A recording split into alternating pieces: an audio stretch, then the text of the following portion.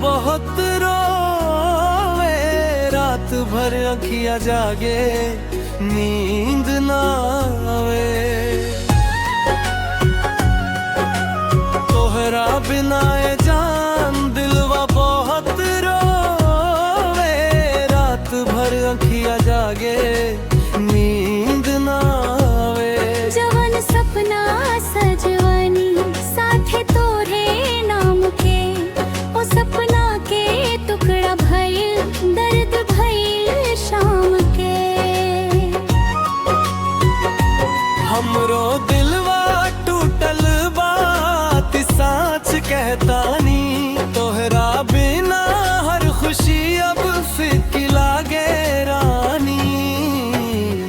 छुप के अखियाँ से बरसला पानी, याद में तोहरे कटेला हर एक कहानी।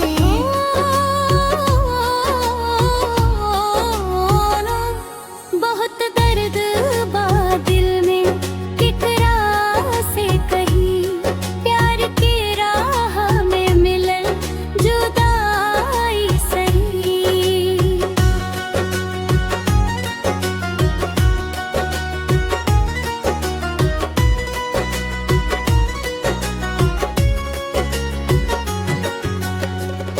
जियतानी लेकिन मन से टूट गईल बानी, तोहरा बिना अधूरा हमार जिंदगानी।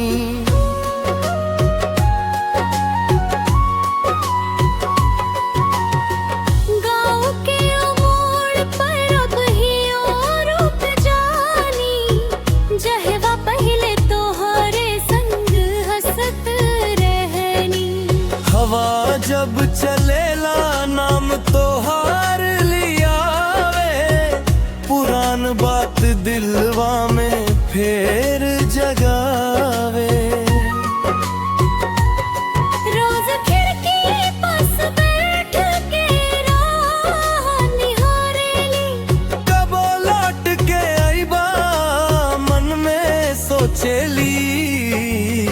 जवन भरोसा दिल में सजा के रखनी, वही भरोसा में आजो जिंदगी काटनी।